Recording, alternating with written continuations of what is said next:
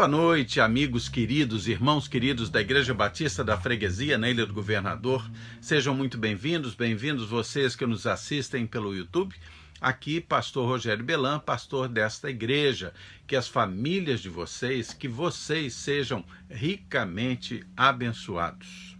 Quero lembrar das orações que faremos hoje. Vamos estar orando pelos aniversariantes de casamento. Vamos pedir pela saúde daqueles que estão enfermos. Vamos orar pelo nosso Brasil, orar pelos dirigentes, pelas autoridades do nosso país. A Bíblia nos ensina que oremos por eles. Vamos estar também orando pelas ações sociais que são empreendidas pela nossa Igreja Batista da Freguesia.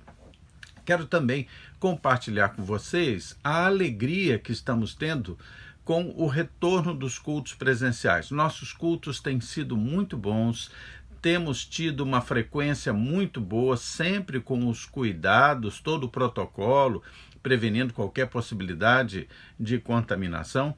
Temos tido muito boa frequência e temos sentido a bênção de Deus, temos tido os visitantes. Semana passada, após o culto, tive a alegria de atender pessoas que perguntaram: como posso fazer para me batizar? Olha que alegria! Ainda que não tivéssemos feito apelo, convidado pessoas pelo batismo, elas se mostraram interessadas no batismo. Estamos discipulando pessoas. O Senhor tem feito maravilhas no meio da Igreja Batista da Freguesia. Eu queria compartilhar isso com você. Venha, volte para os cultos presenciais, vamos tomar todos os cuidados, agir de forma prudente, vamos estar juntos, que Deus nos abençoe neste compromisso do ID de Jesus, ok? Quero lembrar vocês também que vocês podem cooperar, se desejarem, se Deus colocar nos seus corações, com as ações sociais. São bolsas de alimentação que entregamos para as famílias que estão ali no nosso entorno, que passam necessidades. Mandamos leite em caixas para os idosos na cidade. É uma cidade praticamente, porque é um grupo bem interessante ali de acomodações para os idosos, né? Que temos lá em Campo Grande, da Denominação Batista, e você pode cooperar com o envio de leite. Nós temos enviado caixas de leite e temos cooperado também nesta área da recuperação de dependentes químicos com a Chácara dos Profetas e fazemos doações diversas. Você pode cooperar. Estará aí à vista na tela os dados bancários da nossa igreja. Cada cesta básica tem o valor de R$ 57,00, ou você pode fazer doações que desejar, não é? E nós somos muito gratos pela fidelidade de Deus, que tem sido demonstrada também através da fidelidade daqueles que nos assistem, dos membros da Igreja Batista da Freguesia na Ilha do Governador. Eu agradeço a Deus pela fidelidade nos dízimos, pela fidelidade nas ofertas. Deus abençoe ricamente você. Vamos orar. Vamos agradecer a Deus e pedir a bênção dele para esse estudo. Hoje é o dia do Oração e Ação, estudo bíblico. Nós estamos estudando o livro de Gênesis de forma sequencial, expositiva, não é? Hoje nós vamos estar vendo a Gênesis 4, do versículo 8 ao versículo 16. Vamos orar então. Senhor Deus, muito obrigado pelo teu amor e bondade. Perdoa, Senhor, os nossos pecados. Suplicamos a tua unção sobre nós para ministrar e para discernir, aprender sobre a tua palavra. Perdoa, Senhor, tantas vezes que nós não somos tudo aquilo que o Senhor gostaria que fôssemos. O Senhor merece tudo, nós fazemos o melhor que conseguimos, mas faz-nos, Senhor, melhores, pessoas melhores para te servir melhor. Em nome de Jesus. Amém. Vamos lá, abra sua Bíblia aí em Gênesis 4, a partir do versículo 8. Nós vamos estar vendo hoje aquela história conhecidíssima do primeiro homicídio da raça humana. Que tristeza, não é? Mas temos que aprender com essas experiências que nos são mostradas na palavra de Deus. O primeiro homicídio. aquela situação ocorrida entre Caim e Abel, filhos de Adão e Eva. Gênesis 4:8. Disse Caim a Abel, seu irmão: vamos ao campo. Estando eles no campo, sucedeu que se levantou Caim contra Abel, seu irmão, e o matou. Disse o Senhor a Caim: onde está Abel, teu irmão? E ele respondeu: não sei. Acaso sou eu tutor de meu irmão? E disse Deus: que fizeste? A voz do sangue de teu irmão clama da terra a mim. És agora, pois, maldito por sobre a terra, cuja boca se abriu para receber de tuas mãos o sangue do teu irmão. Quando lavrares o solo, não te dará ele a tua força. Serás fugitivo e errante pela terra. Então disse Caim ao Senhor: é tamanho o meu castigo que já não posso suportá-lo. Eis que hoje me lanças da face da terra, e da tua presença hei de esconder-me. Serei fugitivo e errante pela terra. Quem comigo se encontrar me matará. O Senhor, porém, lhe disse: assim qualquer que matar a Caim será vingado 7 vezes. E pôs o Senhor um sinal em Caim, para que o não ferisse de morte, quem quer que o encontrasse. Retirou-se Caim da presença do Senhor e habitou na terra de Nod, ao oriente do Éden. Ok, vamos vendo aqui, lembrar que essa aqui é a primeira situação de derramamento de sangue humano na história do homem. Ponto marcante, dramático. Nós tínhamos tido até aqui o derramamento de sangue de animais para encobrir o pecado de Adão e Eva.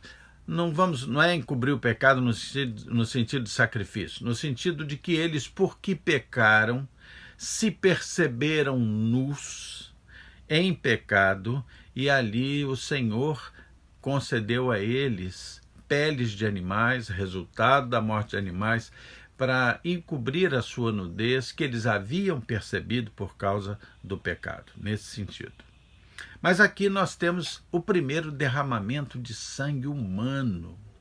Derramou-se o sangue humano sobre a terra, terra pura. O texto diz o seguinte: disse Caim a Abel, seu irmão: vamos ao campo.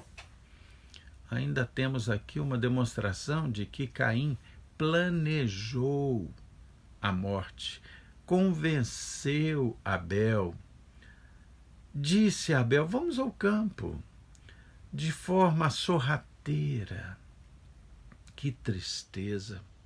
E ele também quis ir ao campo para estar longe de todos os olhos que pudessem vê-lo matando seu irmão Abel. Crime planejado, premeditado, deixando Abel numa situação de indefensabilidade. E o texto diz que, estando eles no campo, sucedeu que se levantou Caim contra Abel, seu irmão, e o matou. Crime premeditado. Interessante observar também que a semente colocada pela serpente, ela estava agora germinando no coração de Caim. Não é? Quero lembrar a vocês o que está em 1 João 3,12. Deixa marcadinha a sua Bíblia aqui no texto que nós estamos vendo. Mas vamos lá para 1 João 3,12, lá no fim da Bíblia. Pode ir comigo lá. 1 João 3,12. Ok. Estou achando aqui, eu sei que vocês estão assim super afiados, encontrando, né, os textos. Mas vamos lá, 1 João 3,12, ok, aqui. Essa Bíblia aqui está novinha e as folhas ainda estão meio coladinhas. 1 João 3,12 diz assim: não segundo Caim, que era do maligno. Caim era do maligno e assassinou seu irmão. E por que o assassinou? Porque as suas obras eram más e as de seu irmão eram justas. A semente da serpente estava plantada ali no coração de Caim, né? Aquela semente brotou. O texto vai caminhando, o versículo 9 diz: disse o Senhor a Caim: onde está Abel, teu irmão? Onde está teu irmão?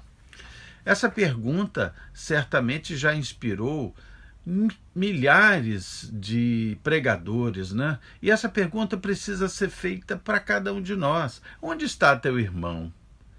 Alguém pode dizer assim: eu não tenho responsabilidade sobre eles. Mas na realidade temos. A Bíblia diz que nós devemos amar o nosso próximo como a nós mesmos. Onde está teu irmão? Onde está aquele teu irmão que não conhece Jesus como Senhor e Salvador? Onde está? Você tem se preocupado com isso? Tem agido nesse sentido? Onde está teu irmão que passa necessidades financeiras, físicas? Onde está teu irmão? Essa pergunta deve ecoar na nossa mente. E aí, Caim respondeu assim: não sei, não sei, eu não sei. Ah? Caim praticamente pretendeu dizer a Deus: eu não tenho nada com isso, eu não sei. Ainda diz: acaso sou eu tutor do meu irmão? E o texto mostra que Deus disse a ele assim: que fizeste? Será que Deus tinha alguma dúvida sobre o que fora feito de Abel? Claro que não. Deus é onipresente, onisciente, onipotente. Deus sabia exatamente o que acontecia. Caim pretendeu esconder o crime, tanto que ele levou Abel para o campo, para distante, e ele achou que se o matasse, o enterrasse ali naquele lugar, a própria terra encobriria, ninguém saberia, mas nada passa fora da percepção, da consciência de Deus. E isso é algo que deve também trazer ensinamento para nós. A nossa maneira de ser, de viver, de expressar, de agir, de pensar, nunca passa fora da consciência de Deus. Deus sabe todas as coisas. Mas aí quando Deus faz aquela pergunta: que fizeste? Me remonta muito à questão da graça, a oportunidade da confissão de pecado e arrependimento. Certamente que Deus ali perguntou, dando a Caim a oportunidade de se arrepender, de confessar o seu pecado. E o texto nos mostra um Caim que em nenhum momento confessa o seu pecado, que em nenhum momento mostra arrependimento. O texto agora no versículo 10 diz assim: disse Deus: que fizeste o sangue do teu irmão clama da terra a mim. E esta palavra de Deus demonstra toda a culpabilidade de Caim, a responsabilidade de Caim.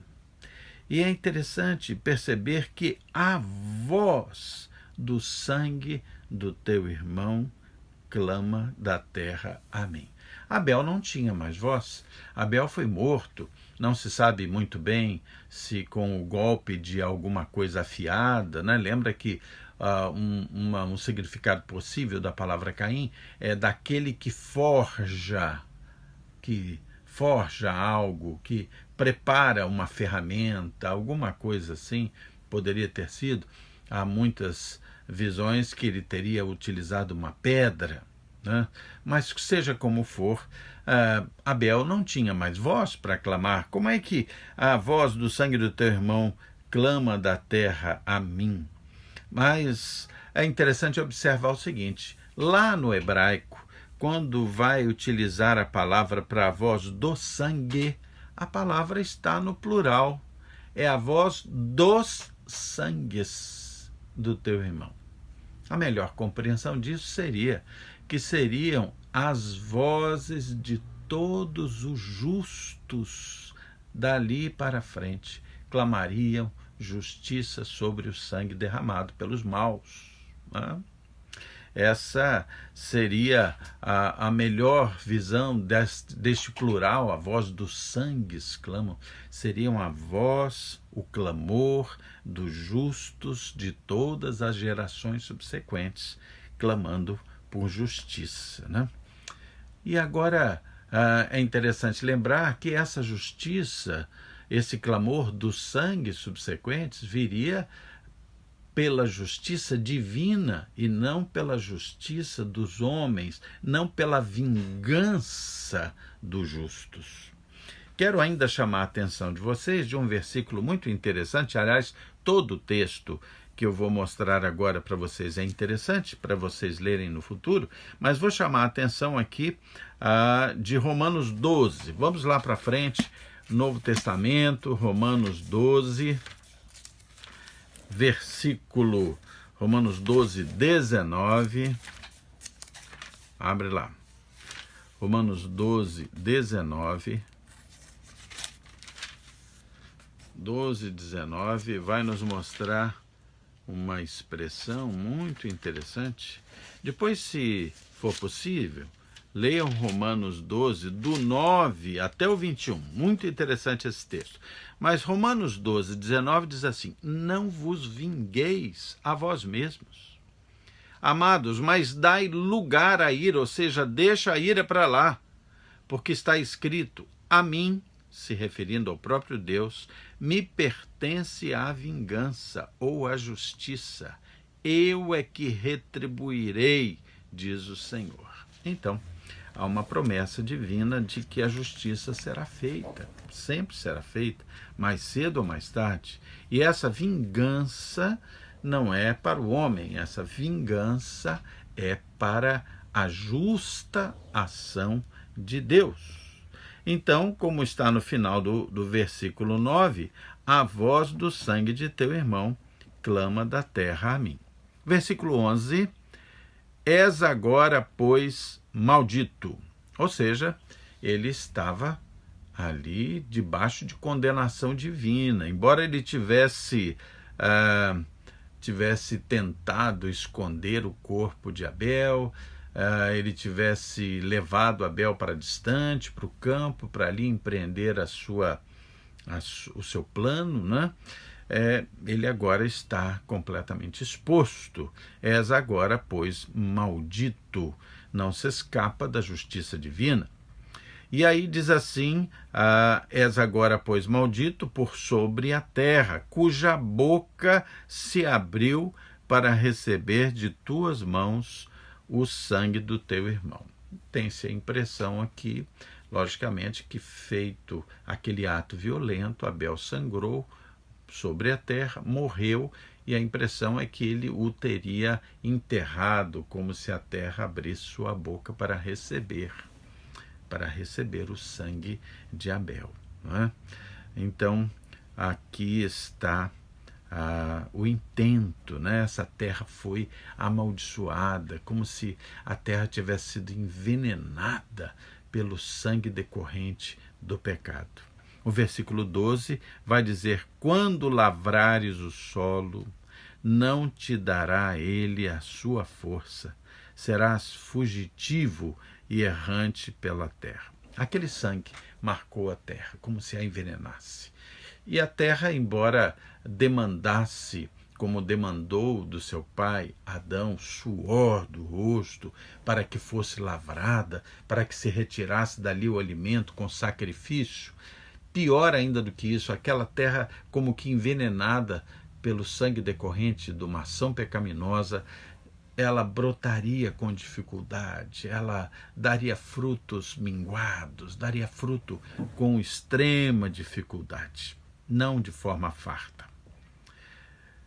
Versículo 12, então, quando lavrares do solo, não te dará a tua força, serás fugitivo e errante pela terra. 13, então disse Caim ao Senhor: é tamanho o meu castigo que já não posso suportá-lo. Eis que hoje me lanças da face da terra, e da tua presença hei de me esconder. Serei fugitivo e errante pela terra, quem comigo se encontrar me matará. Interessante observar que Caim percebe a grandeza do seu castigo, se lamenta, parece aqui remorçado, mas em nenhum momento há uma demonstração de arrependimento, tampouco uma demonstração de confissão de pecados, tampouco uma demonstração de tentativa de busca de piedade, de misericórdia, mas apenas uma lamentação, culpa. Nós temos aqui culpa, consciência da consequência, mas não vemos aqui arrependimento, não há percepção de arrependimento nos versículos 13 e 14. O versículo 15, então, vai nos dizer: o Senhor, porém, lhe disse: assim qualquer que matar a Caim será vingado 7 vezes. 7 vezes. E pôs o Senhor um sinal em Caim para que o não ferisse de morte quem o encontrasse. Né? Interessante que há uma certa proteção aqui de Deus para com Caim, né? Essa marca colocada para que ninguém tocasse Caim. Há duas claras origens, claras funções daquela marca do sinal de Caim. Uma delas é protegê-lo, mas a outra é também expor a censura de Deus sobre Caim. Aquele sinal exporia para sempre a censura de Deus, o desagrado de Deus, a condenação de Deus contra o pecado de Caim. Mas percebo também aqui, quando Deus faz um sinal, uma marca em Caim, uma manifestação da própria graça. Caim poderia ter morrido imediatamente, fulminado por Deus ali. E isso tiraria dele toda e qualquer possibilidade de arrependimento futuro. Mas Deus, me parece ali, dá a ele uma oportunidade graciosa de continuar a viver e poder experimentar arrependimento. O versículo 16, assim, quanto à questão do sinal de Caim, já foi feita muita especulação com relação a isso. Que sinal é esse? Na realidade, não sabemos. Já se especulou que esse sinal fosse uma marca com o nome de Yahvé na sua testa, ou com o nome de Caim, ou com o nome de pecador, ou que fosse uma tatuagem, já se especulou que fosse uma marca com a cor da pele. Já se especulou que essa marca seria o acompanhamento de um cão feroz que o guardaria durante toda a vida. Muita coisa boba. Na realidade, não há uma explicação, não há uma determinação de que marca seria essa. Haveria sim. O texto agora, no versículo 16, diz assim: retirou-se Caim da presença do Senhor e habitou na terra de Nod. Lembre-se que Adão e Eva já haviam sido expulsos do Jardim do Éden. Agora, há um agravamento desse distanciamento, dessa retirada de Adão e Eva de dentro do Éden, e agora Caim irá para mais longe, mais retirado ainda da presença de Deus. E o texto acaba mostrando que ele habitou na terra de Nod. E esse nome Nod tem muito a ver com a situação. Nod significa terra da perambulação. Sabe aquele andarilho que perambula por todos os lados, sem destino? Então, aqui, essa terra de Nod significa terra da perambulação, né? A terra de quem tem absoluta dúvida de para onde vai, para onde eu vou, qual é o meu destino. E quem não sabe para onde vai, pode ir para qualquer lugar, porque não faz diferença, não é? Pode ir para qualquer lugar. E ali ele foi, então, expulso e também ele se mostrou incapaz de se sentir confortável na presença de Deus. Ele estava cheio de culpa. O texto diz: habitou na terra de Nod, ao oriente do Éden. Adão já havia saído para o oriente do Éden e agora esse filho assassino estaria indo para mais extremamente para o oriente do Éden, né? Para onde ir? Lá está Caim, sem saber para onde ir. Alguém que perambulava pela terra. Ok, nós vamos agora, na próxima quarta-feira, estar vendo a questão dos descendentes de Caim, descendentes de Adão. Um texto mais longo, mas com algumas observações bem interessantes, e observar aqui que a semente do pecado, instilado ali pela serpente, está brotando na descendência de Adão. O exemplo de Adão, o exemplo de Eva foi desastroso na sua descendência. Por isso, precisamos pensar muito bem qual seja o legado que deixamos para a nossa descendência, que exemplo deixamos para os nossos descendentes. Ok? Vamos orar, vamos agradecer a Deus porque temos acesso à sua palavra e podemos aprender para não repetir os erros destes personagens da palavra de Deus. Feche seus olhos.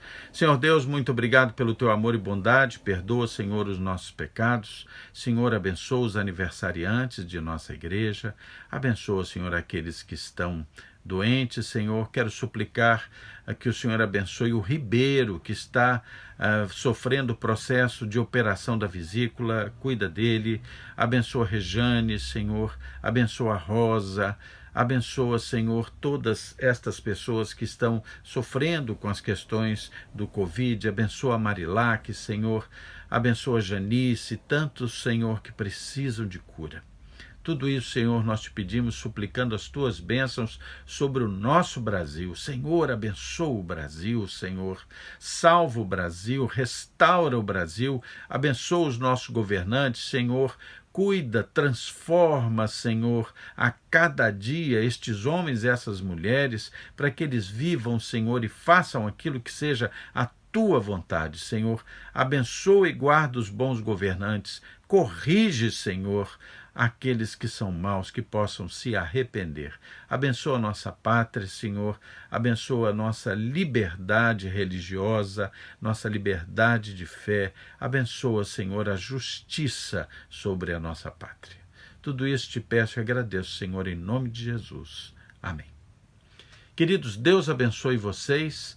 Amanhã nós teremos o nosso Oração e Ação Jovem. Como vocês sabem, o Oração e Ação Jovem está indo ao ar a cada 15 dias agora. Uma semana vai ao ar e na outra semana nossos jovens se reúnem presencialmente. Esta semana, amanhã, teremos Oração e Ação Jovem. Até lá!